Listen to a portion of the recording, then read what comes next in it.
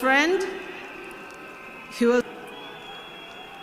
and he asked me where I was. And I told him, nimekaa kwa meza, I'm seated at the table. And then he asked me to sit down. And I asked myself, now do I sit on the floor, or sitting on the table, or the seat at the table on the floor, or sitting on the table, or the seat at the table is good enough? I was so confused. But then Junior then told me that our father was no longer with us. Until today, it is still very difficult. Ni uchungu mwingi sana ambao tunahisi kama familia. Na leo hii tunakuja na nyinyi pia, ndio tuombeleze na nyinyi pia, Kenya mzima na dunia nzima. Nataka tu kusema asanteni sana kwa kusimama na sisi, na tutaendelea kusimama pamoja, na Mungu abariki Kenya mzima na abariki dunia mzima. And thank you all. Asanteni sana. Mungu atupe nguvu. Mama, Mungu akupe nguvu. Thank you so much. Sina mengi ya kusema.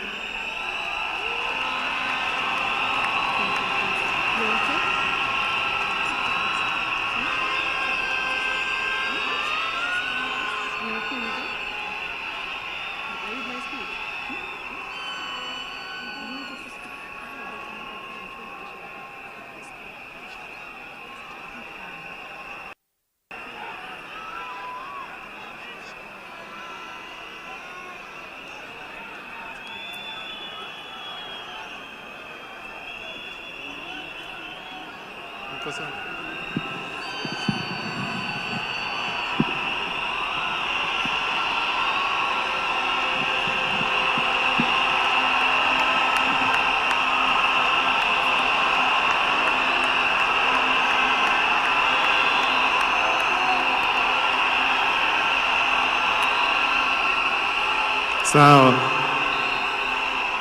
Aya.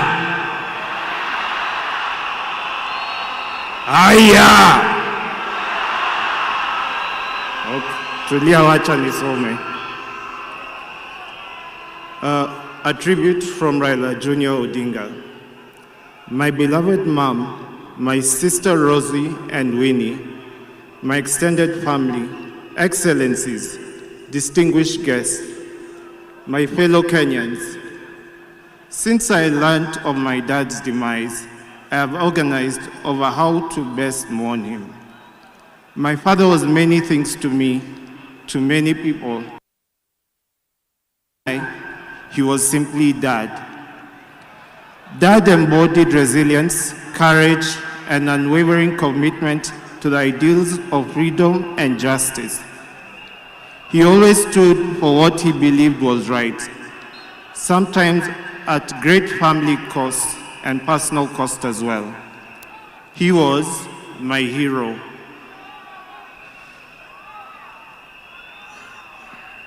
And his legacy lives in me, in my siblings, and in all those whose lives he touched. I am my father's son. And that is why he believed in justice, fairness, and service.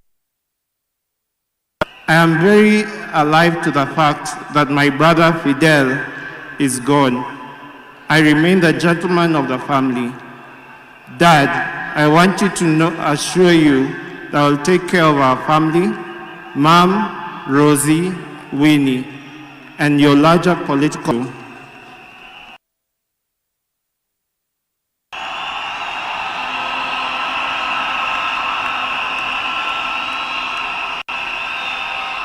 Aya, hii sehemu, the refrain is Asante Baba. Nikinua fly whisk, mnasema Asante Baba. Tujaribu mara ya kwanza. Asante Baba. Thank you for the gift of life. Thank you for giving me your name and for never heaping the weight of it on me. Asante Baba. Thank you for the beautiful childhood that through the challenging times. Asante Baba. Thank you for believing in me, encouraging me to speak up and to try new things, for always hearing me out. Thank you for standing by me even when I fell short or outright failed, and for always showing me grace. Thank you for your wisdom, your guidance, and your unwavering love, not just for me, but our entire family. Mama, Fidel, Rosie, Winnie, Yvonne, Lion Amolo Odinga, Jaramogi Oginga Odinga. Thank you for grounding me in ways more of our people and encouraging me to be a man. I will deeply miss our family moments, our laughter, our conversation. I will miss watching Arsenali with you. I miss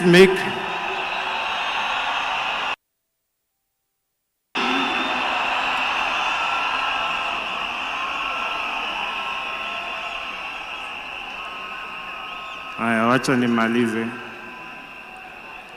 I thank God for you and for everything you have meant to me. You have run your race with honor, and may grace now lead you home. May the ancestors receive you well. Nindikwe, Baba, Aheri, Asante Baba, Asante Baba, Asante Baba, Joy, Joy, Joy.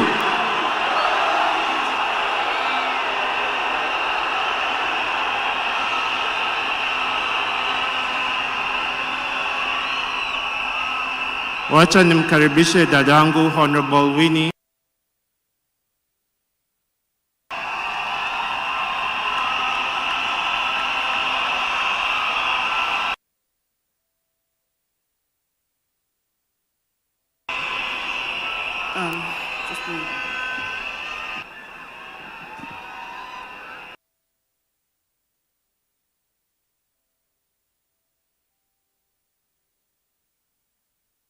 Hey.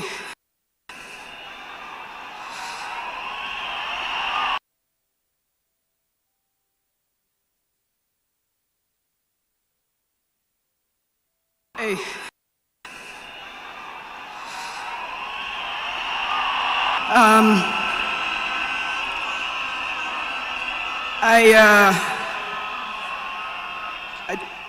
To fellow mourners and all protocols observed, I don't know who I'll miss more, or my superhero. I've been the luckiest girl in the world. Only 3 other human beings were as lucky as me.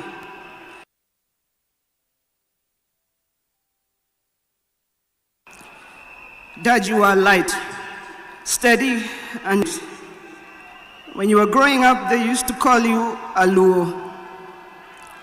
And then when you started work, they started calling you Jaramogi's son. And at some point, they started to call you Tinga.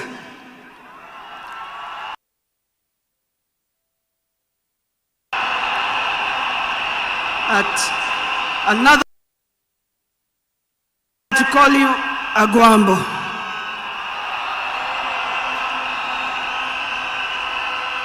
Briefly there, they called you Nyundo. They called you Jacom. They called you Baba Fidel. But in the end, they called you Baba.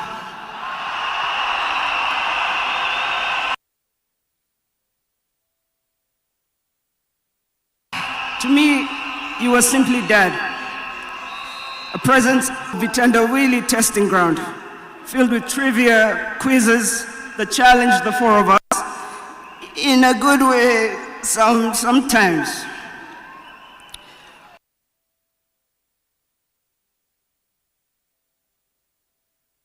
When I learned that you will to be buried in 72 hours,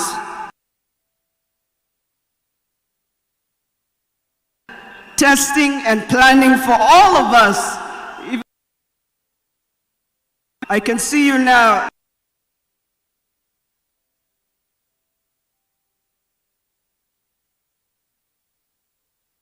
Laughing in your heaving manner.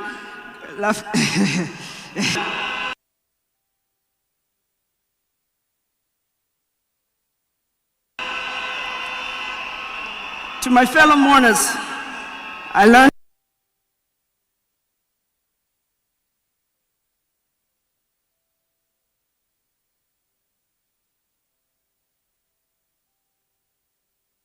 from him that the true leadership is service.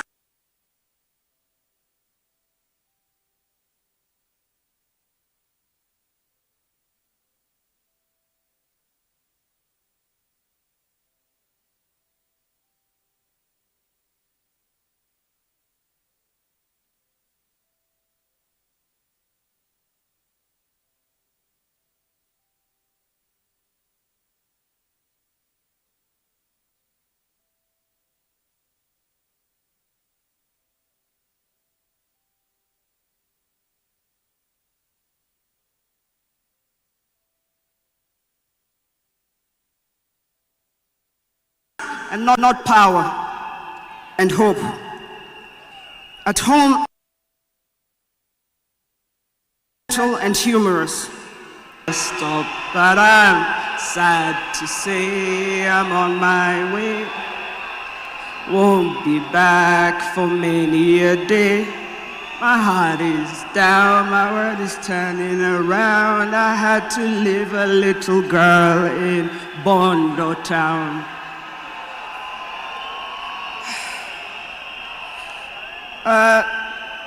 Dad loved his grandchildren.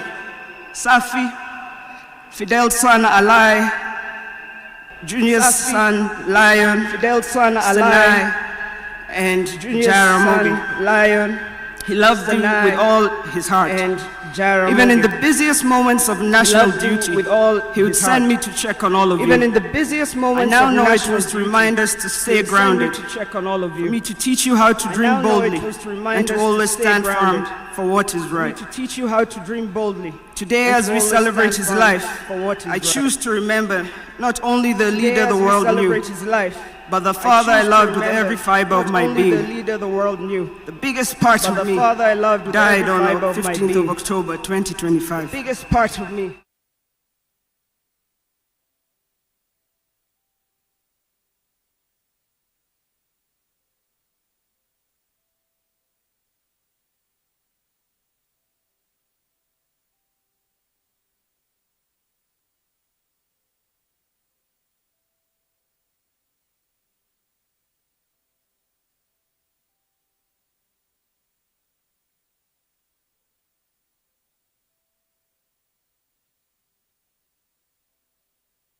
Next day, he would push and every day rounds. He would do 1 round. That morning, he pushed to 5 rounds.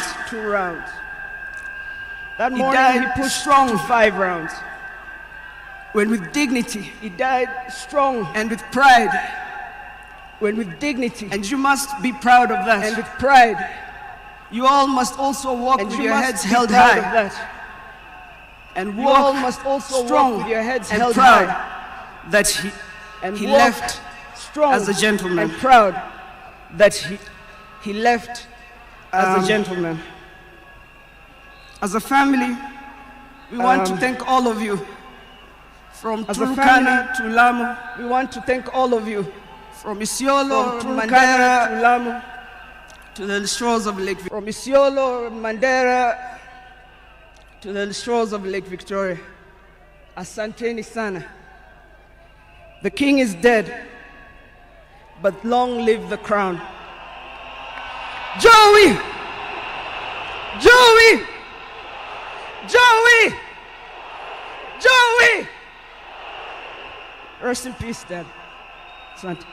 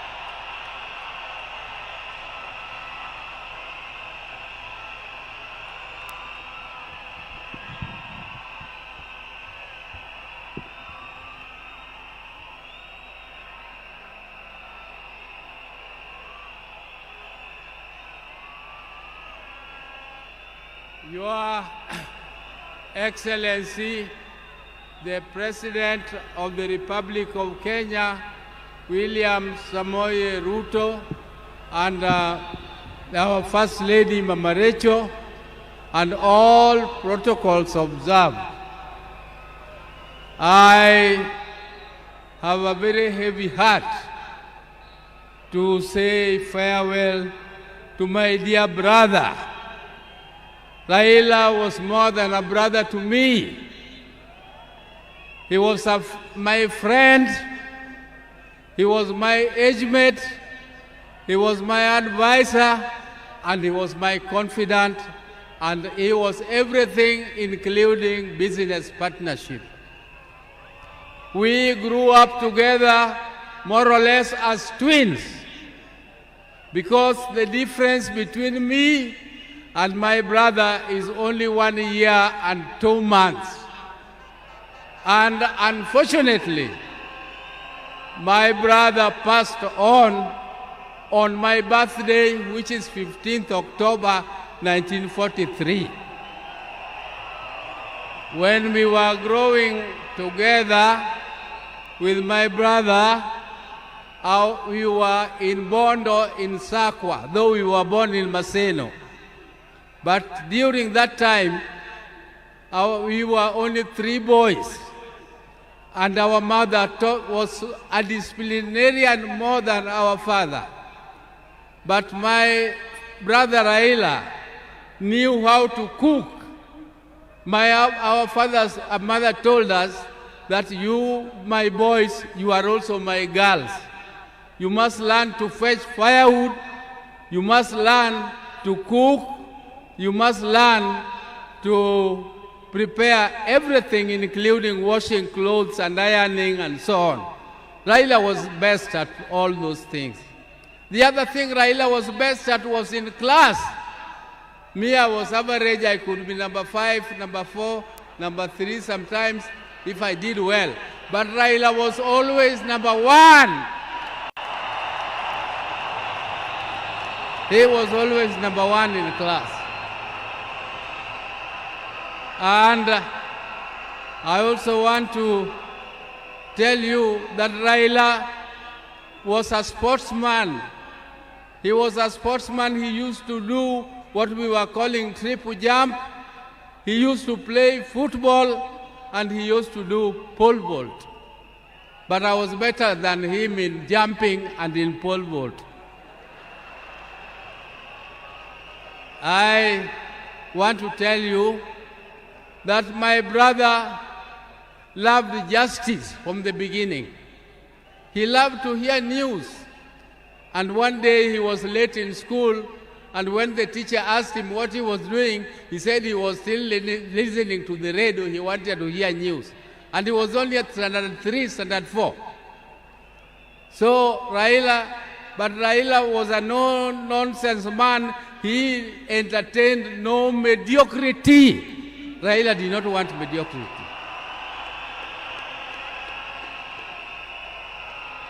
If you came across him with lies or something mediocre, his left hand was very fast.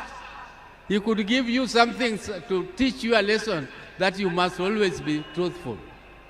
He protected me and my brother, the late Gola, because he was more brave in confronting anybody who attacked us.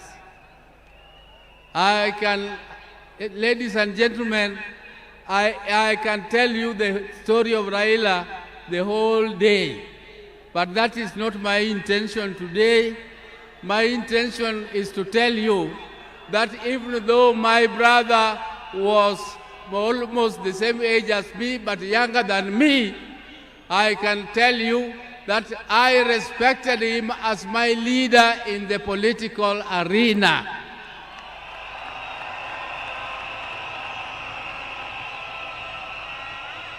And I want to thank my party, ODM, for making me the acting party leader of ODM, the oldest and the largest party in East and Central Africa.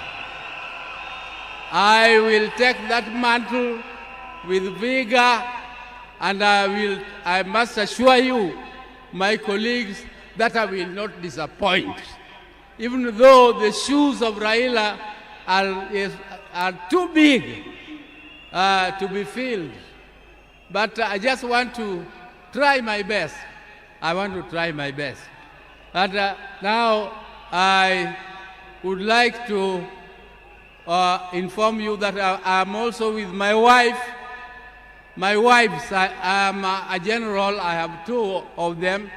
If I don't introduce them to you, they might feel jealous and refuse to give me food.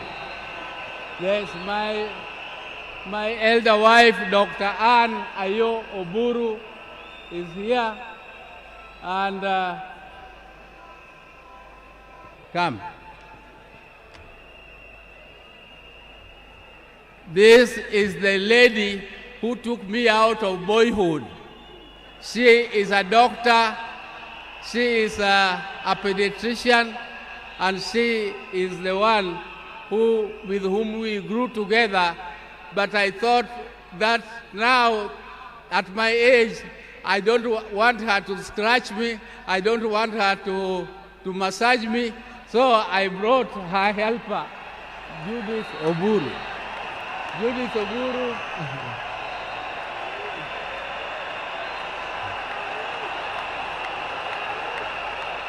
Judith Oburu here works with NSSF, and she is also an accountant by profession. So thank you very much. Your Excellencies, we have come here. Tomorrow we are moving home, and we shall talk to you again when you come to Bondo. And I thank you all for listening to me and giving me this opportunity to listen to you. But please, keep the spirit of Raila burning. We are going to keep the spirit of Raila burning. You can see Raila has siblings. You can see Junior has spoken here very well. You can see Winnie is there burning. You can see Rosemary is there burning. And you can see their mother, Ida, is here. Ida, please keep the family together and make sure that the fire of Raila keeps burning forever and forever more. Thank you for listening to me. Oh, let me leave on. Asante, my brother, rest in peace. My brother, rest in peace. Greet for us, my dad, Jaramogi Oginga Odinga. Greet for us, our mama. Greet for us, our mother, Mama Mary Oginga. Greet for us, our father, Jaramogi Oginga Odinga. Greet for us, all our brothers, Agola, Osewe, and Odima, who left before us. And greet for us, all of them. And I'm sure God the Almighty is going to welcome you with his hands there, because you were magnanimous, you loved God, and you loved people.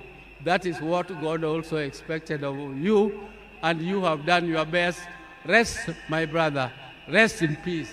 Rest in peace, my brother. Thank you.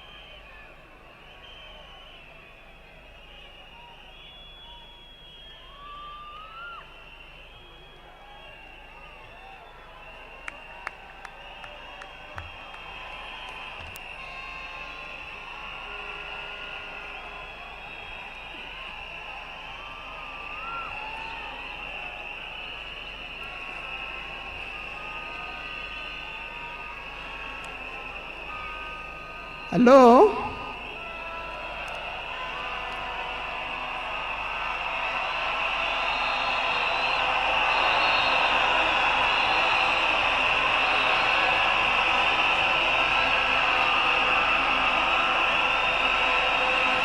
Thank you. Thank you. Thank you. To His Excellency, the President of the Republic of Kenya,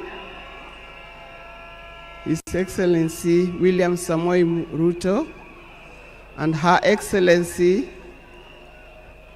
Lady Rachel Ruto, the former President Uhuru Kenyatta,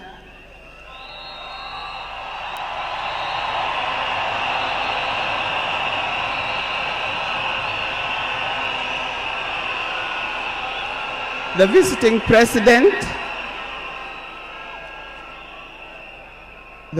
president past and present, the deputy presidents,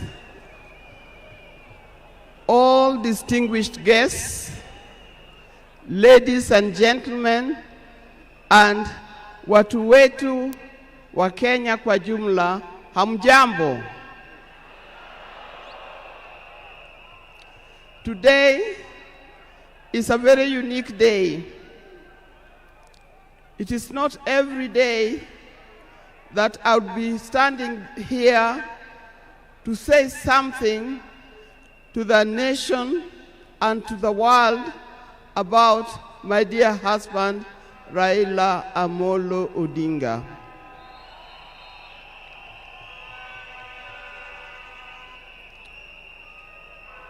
For those who don't know me, I've got a very long name.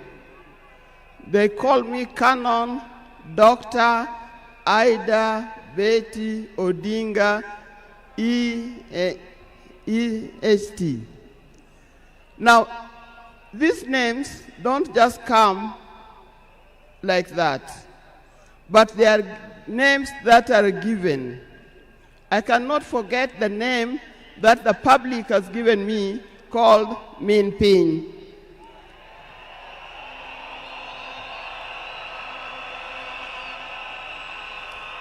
That name is a very heavy name because it is a name that puts a lot of responsibility to the owner of that name. I'm also gotten the name of Peace Ambassador. And for that reason, even before I say something else, I'd like to say something about peace. One thing that I know that Raila stood for, and he keep on repeating, is that we need peace in our nation, we need peace in our homes. And peace will not survive in a situation, in a chaotic situation.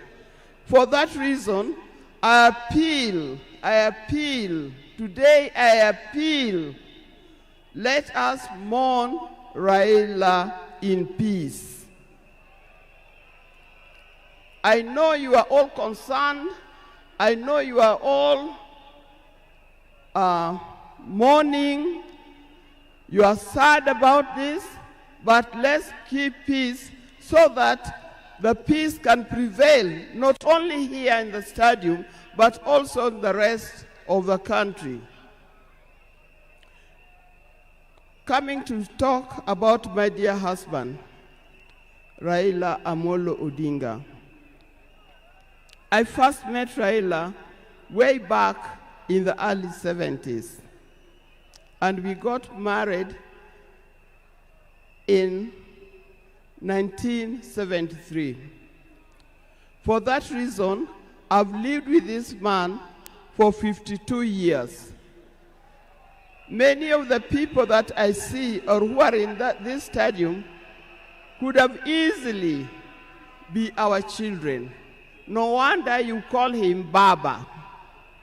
That name did not come from nowhere, but came from the experience and the life that he has lived with and relationship that he has had with some of these people. During our union, we were blessed by 4 children.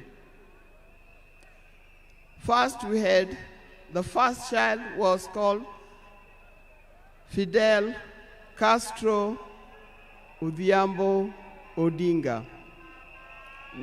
When Fidel was born,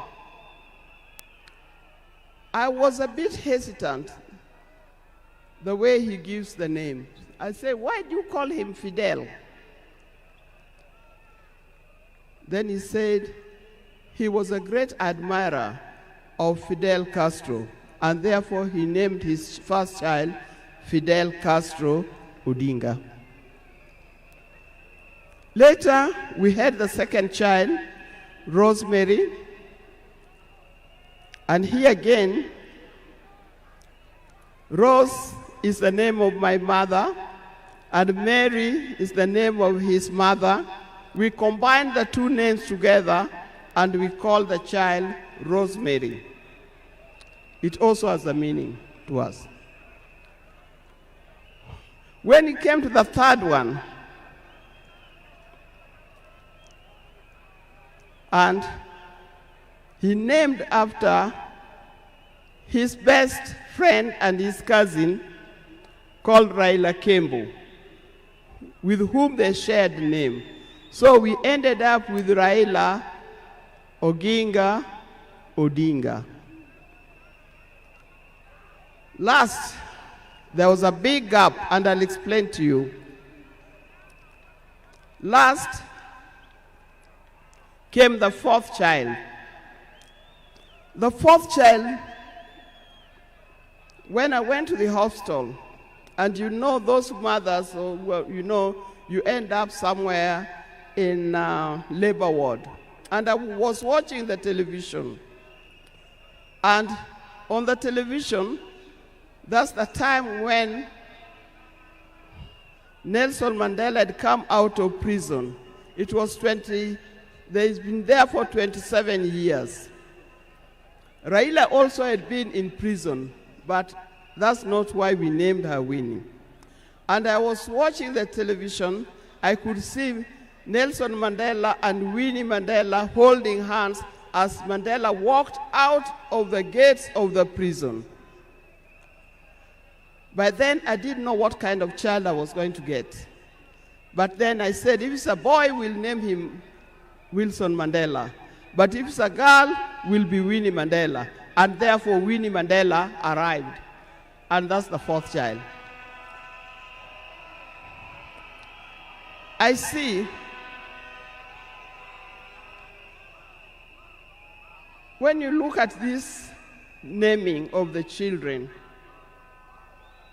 I know these days you can name your child anything that you want, but I'll appeal to those who are still having babies.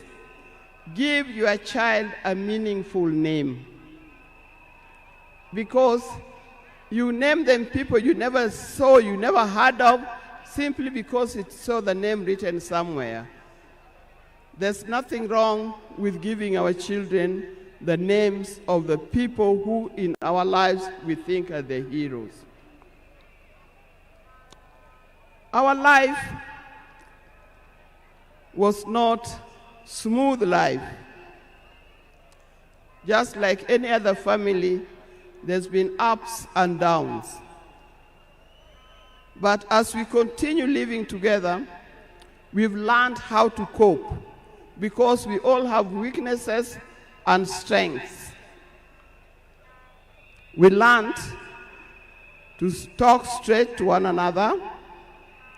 We learned to speak the truth, and we learned to forgive and move on.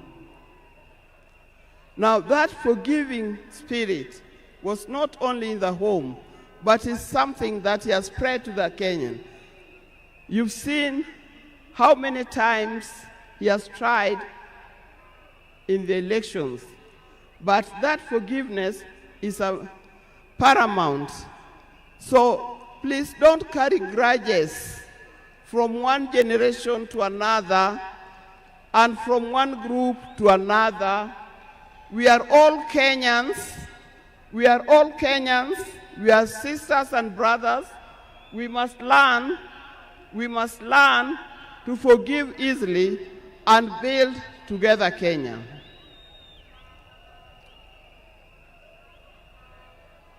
Towards the end, I'll not say everything. I would like to say everything, but time would not allow.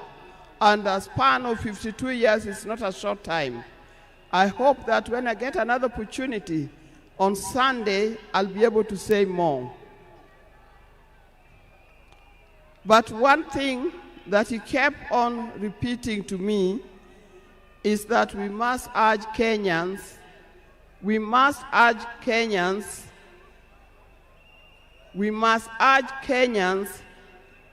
to live in peace. He kept on repeating that. We must repeat it to our Kenyans. We live in peace. Raila hated dishonesty. He hated dishonesty. He hated greed.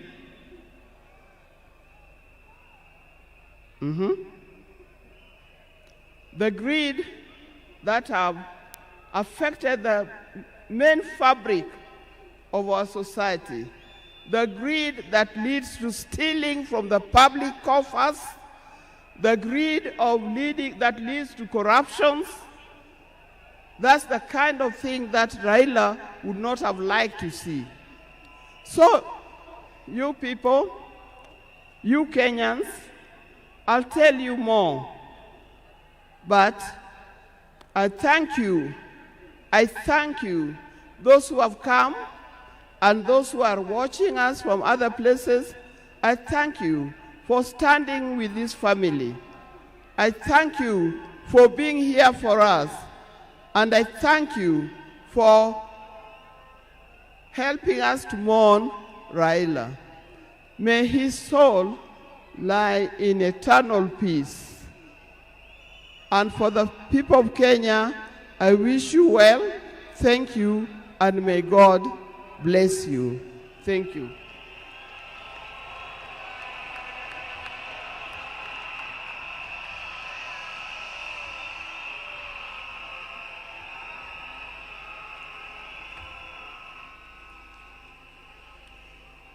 Fellow monarchs, we are moving towards the end of this occasion, the first part, so that we can allow a second part that is going to take place in the afternoon.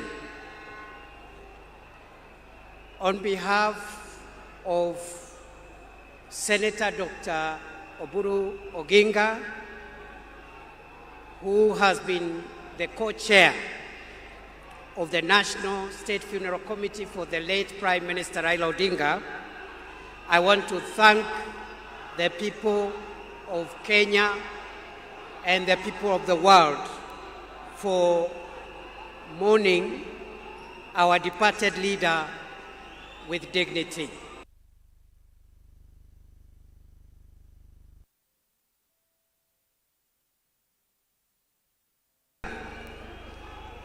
Spoken in two capacities. First, as a member of the family, and secondly, as the interim acting party leader of ODM. Your Excellency, fellow mourners, we recognize there's so many mourners who have come to mourn today, and we respect all of them and thank them for making time. Allow me, Your Excellency, to do two things, and then we will conclude. The first is to acknowledge that the leader that we have lost in our country was not just a leader in Kenya. He was a regional leader, he was a continental leader, and he was a global leader. And that is why you see the kind of dignitaries that are present here, whom we recognize for their presence.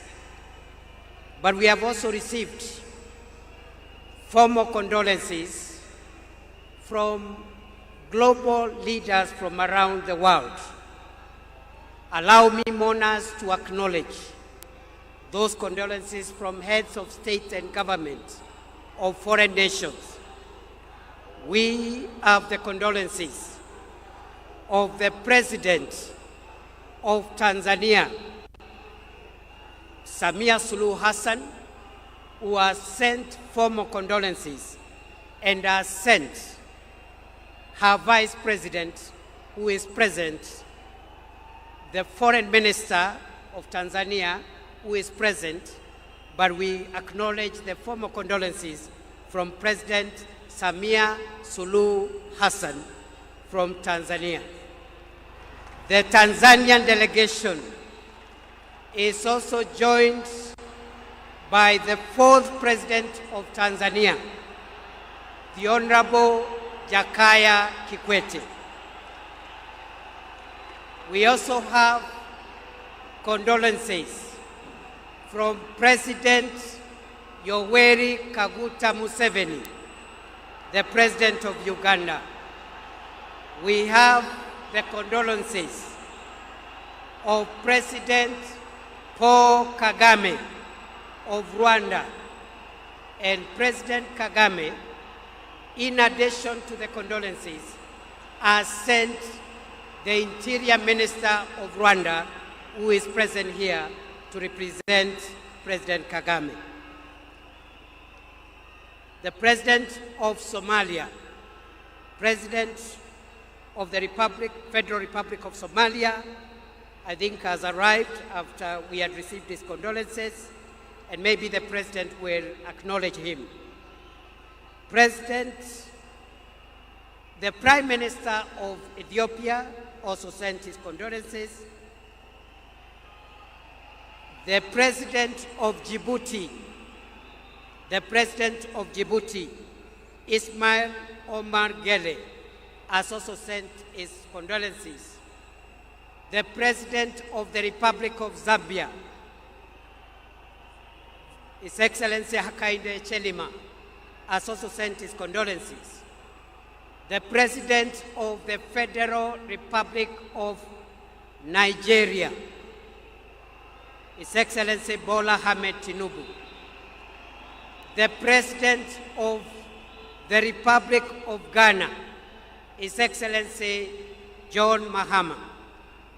The President of the Republic of Burundi, His Excellency Evariste Ndayishimiye. The President of the Republic of Sierra Leone, His Excellency Julius Maada Bio. The President of the Republic of Zimbabwe, His Excellency Emerson Mnangagwa. The President of the Republic of the Gambia, President Adama Barrow. The President of the Republic of South Africa, His Excellency Matamela Cyril Ramaphosa. the Prime Minister of India, His Excellency Narendra Modi, the President of the Democratic Republic of Congo, His Excellency Felix Tshisekedi. We also are in receipt of the formal condolences of the following global leaders whom I want to mention and acknowledge. The Secretary General of the United Nations, His Excellency Antonio Guterres, the Chairperson of the African Union Commission, His Excellency Mahmoud Ali Yusuf, the Head of the European Union Delegation to Kenya.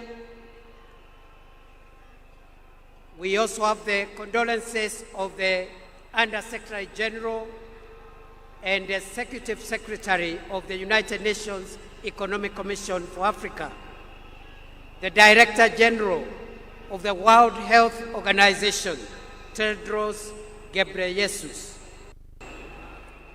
the Assistant Secretary General of the Commonwealth of Nations, the Executive Secretary of the Intergovernmental Authority on Development, Dr. Wokne Geneyew, the Secretary General of the East African Community, Veronica Nduva.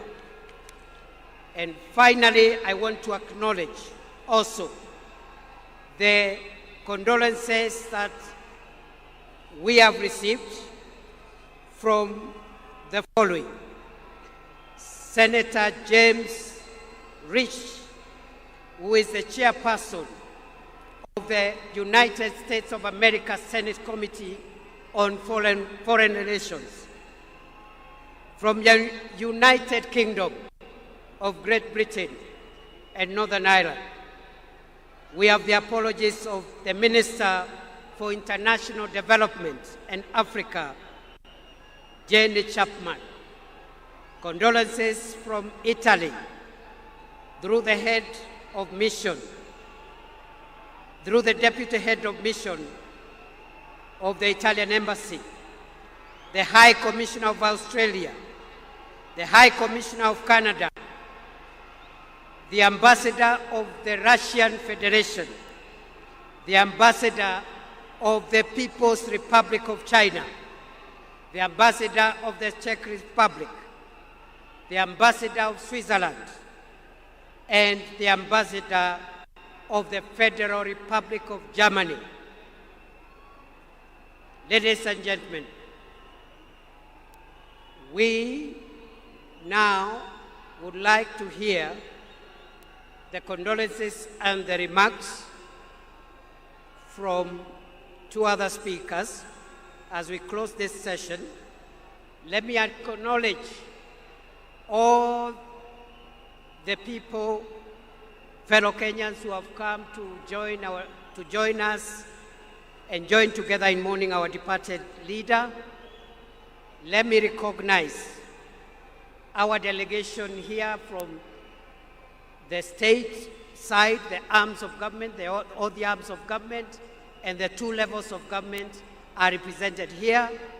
We are led by His Excellency the President, William Ruto, and the First Lady. We also have our retired President. We have the speakers of the two houses, the Chief Justice, members of the Cabinet, Principal Secretaries, the Military Command, led by the Chief of the Defense Forces. We have our governors, senators, MCAs, and the ODM fraternity. Your Excellency, allow me to recognize, because you have permitted me to do so, in here, His Excellency Dr. Philip Mpango is here. The former president, the fourth president of Tanzania, The Honorable Jakaya Mrisho Kikwete is present. Mohamed Thabiti, Foreign Minister of Tanzania, is present. Rebecca Jadeng, Her Excellency Rebecca Nyandeng, Vice President of South Sudan, is present. And the Honorable Vincent Biruti, Interior Minister of Rwanda, who is representing President Kagame, is present. With those many remarks, allow me, fellow members, to request our former president, the fourth president of Kenya, Uhuru Muigai Kenyatta, to come and greet us and say pole. Mr. President.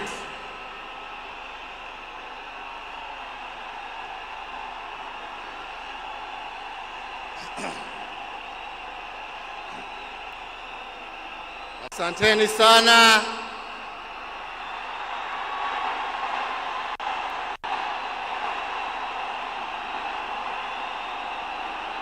Asanteni sana. Mama Aida Odinga, Rosemary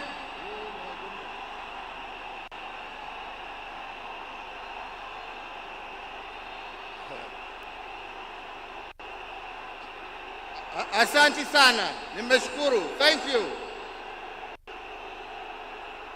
Asanteni sana.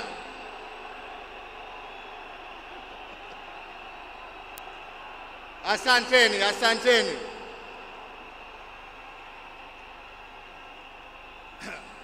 Nianze tena niseme Mama Aida Odinga, Rosemary,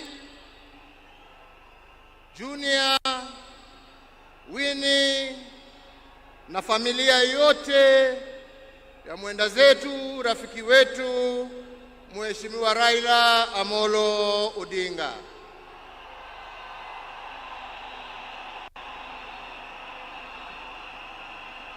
Mheshimiwa Rais wa Jamhuri ya Kenya, Mheshimiwa William Samoei Ruto na First Lady Mama Rachel Ruto, viongozi wa nchi za kigeni na majirani ambao wametutembelea kuja kuomboleza na sisi, waombolezaji wenzangu, hamjambo? Hamjambo tena. Asanteni sana. Tuko hapa pamoja kama Wakenya kusherehekea maisha ya Mkenya mwenzetu, kiongozi, rafiki yangu, lakini mimi nilimpenda kama ndugu yangu.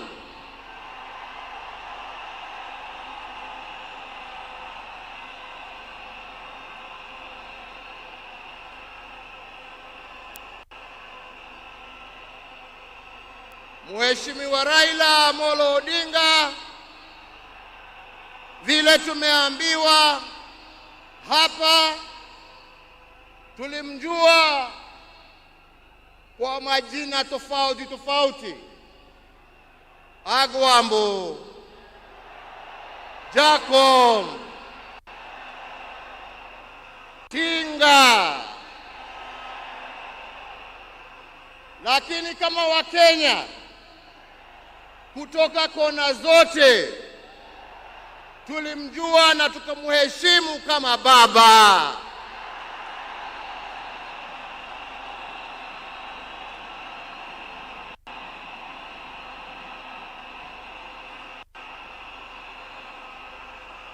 Na tulimuita baba kwa sababu Mheshimiwa Raila Amolo Odinga alipenda nchi yake Kenya kuliko kitu kingine chochote.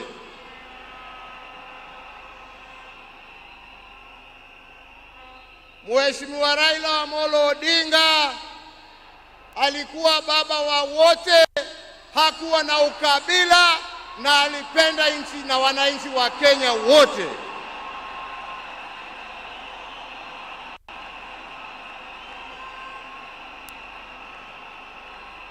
Na testimony hiyo yaoneshwa na marafiki tofauti tofauti ambao ukienda kumtembelea kwake nyumbani ulikuwa unawakuta huko.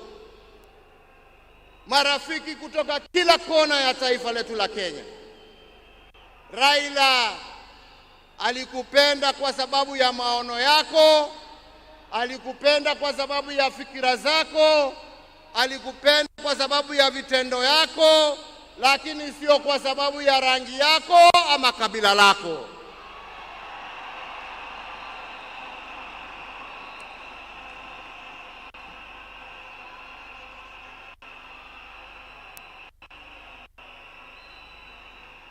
Leo hii Kenya imepoteza kiongozi ambaye historia ya demokrasia katika taifa letu la Kenya haiwezi iandikwe bila la jina la Raila Amolo Odinga kuwa nambari moja.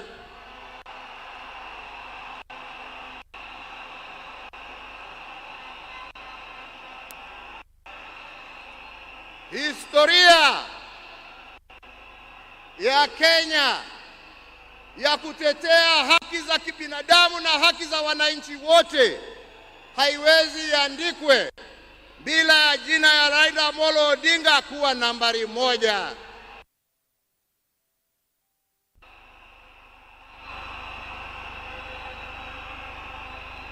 Historia ya ungatuzi na kuhakikisha ya kwamba wananchi kule mashinani wana uwezo ya kujiongoza na kujitawala na kuwa na viongozi ambao wanatekeleza shida za wananchi kule chini, haiwezi iandikwe bila ya jina ya Raila Amolo Odinga kuwa nambari moja.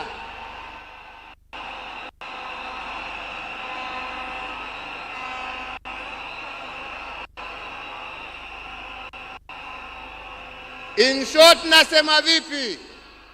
Nasema hivi: Raila ametuacha kimwili, lakini ndani za roho yetu, ndani ya spirit ya Kenya, ataendelea kuishi miaka na miaka tukisonga mbele.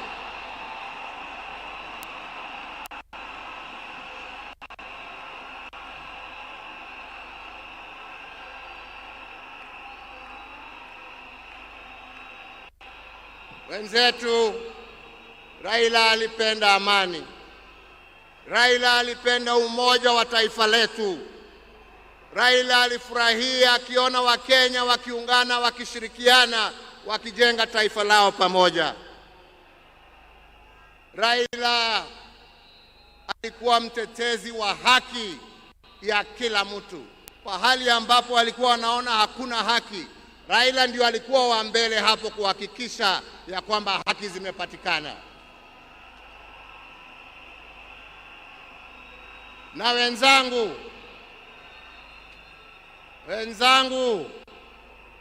nawaambia hivi, tunakumbuka wakina Mzee Jomo Kenyatta na Jaramogi Odinga kwa kutetea uhuru wa nchi yetu.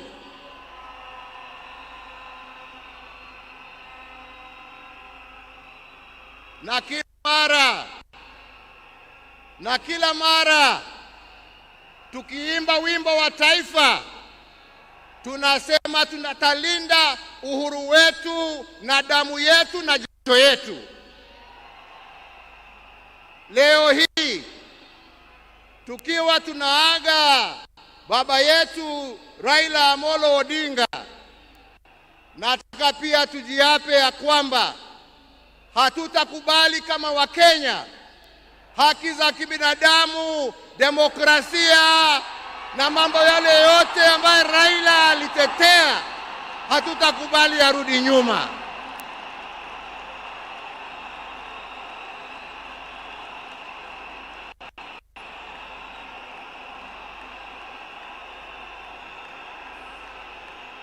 Hatutakubali arudi nyuma.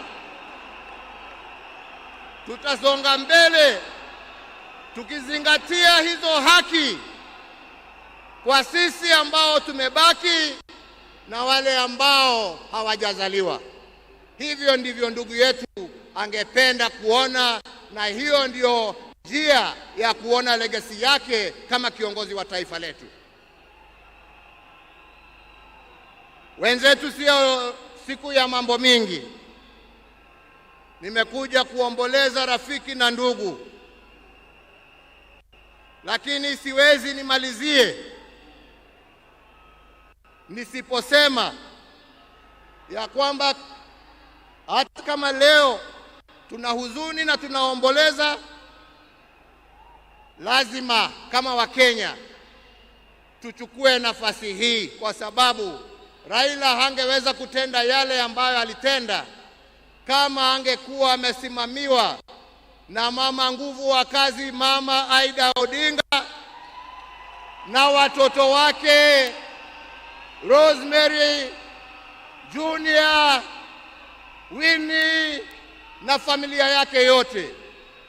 Kwa Wakenya tunawashukuru kwa kutupatia Raila atumikie nchi, na kwa kumuunga mkono ndio awe na nguvu ya kututumikia sisi wote. Yangu ni kusema, ndugu yangu, tuende vyema. Wenzangu, kastori kadogo tu, sio kubwa.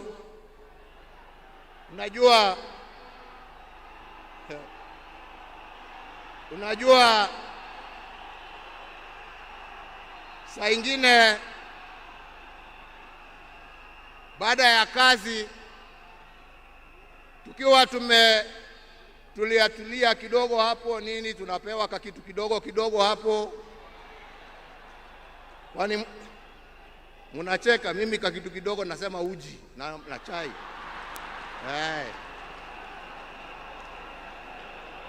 Lakini wakati tulikuwa tunapiga gumzo,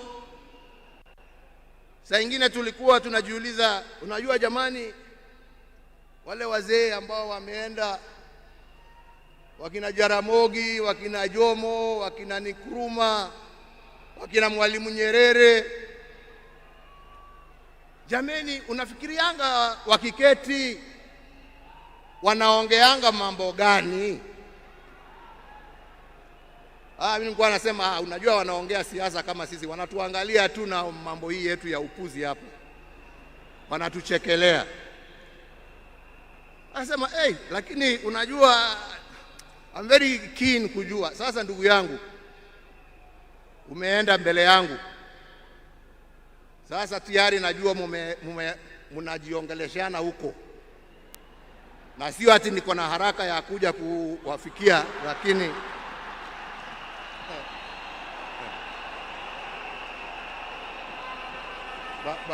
bado tunataka tutulie kidogo. Mwenyezi Mungu atusaidie, lakini najua wakati wetu tukifika utakuwa hapo kutuambia njia ya kutembea hizo mabarabara za huko. Kwa hivyo ndugu yangu, ni kuombee kwa Mwenyezi Mungu akurehemu, akulaze na amani na wenzako, ukijua ya kwamba twakumbuka wewe, na yale ambao umebakisha tutaendelea nayo, na familia yako sasa imekuwa yetu, na tutaendelea kuwalinda na kuwachunga na kusimama pamoja nao kwa wakati wote. Nasema lala salama ndugu. Mungu awabariki familia yako na awafariji na awapatie nguvu, na Mungu aendelee kuibariki Kenya hii yetu, Afrika Mashariki na Afrika kwa jumla. Asanteni sana, Mungu awabariki.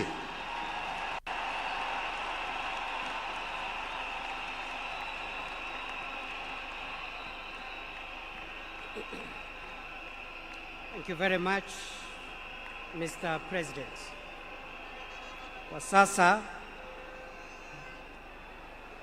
nilisahau kidogo kutambua uwepo wa mkuu wa mawaziri Musalia Mudavadi, jaji mkuu Martha Koome na aliyekuwa makamu wa rais wa zamani Stephen Kalonzo Musyoka. After the end of this ceremony, the security agencies led by the Kenya Defence Forces will make announcements through the military MC on the procedure that is going to be followed, because immediately after this, we want